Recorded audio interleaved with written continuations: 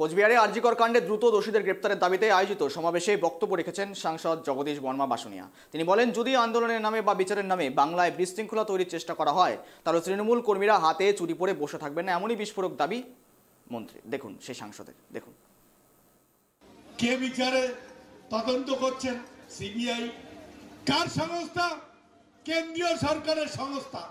এই বামপন্থীরা, এই বিজেপিরা হাইকোর্টে গিয়ে তারা রাজ্য সরকারের পুলিশের উপর অনাস্থা এনে তারা সিবিআই তদন্ত দাবি করেছিলেন।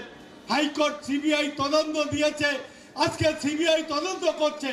তারপরেও কেন তারা বিচার চাই বলে মুখ্যমন্ত্রী পদত্যাগ করছেন? তারাই তো চেয়েছিলেন সিবিআই তদন্ত। আজকে সিবিআই তদন্ত করছে।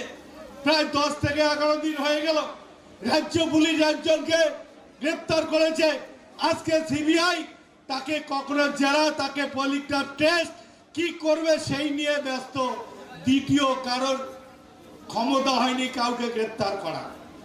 আর এই বাম আর এই বিজেপি মুখ্যমন্ত্রীর পদত্যাগ করার জন্য কিছু ছাত্রকে, কিছু মহিলাকে, কিছু গ্রামের সাধারণ মানুষকে উস্কে দিচ্ছেন রাজপথে নেমে তৃণমূল কংগ্রেসের বিরুদ্ধে আন্দোলন করার জন্য।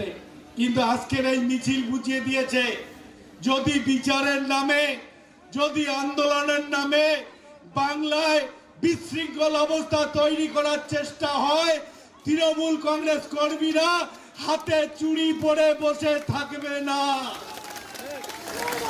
দরকার হলে উপযুক্ত ব্যবস্থা গ্রহণ করার জন্য আমাদের তৈরি থাকতে হবে। এটা বাংলাদেশ নয়।